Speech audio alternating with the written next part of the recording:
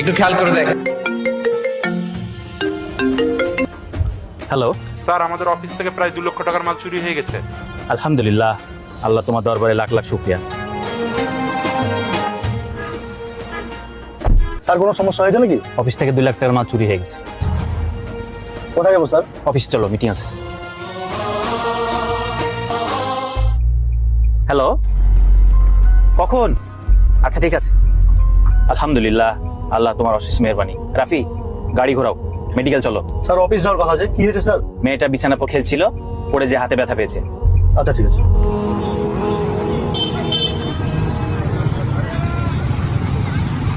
ঠিক আছে, ঠিক আছে, আমি চেষ্টা করছি, হ্যাঁ। আচ্ছা ঠিক আছে, সরি ভাই।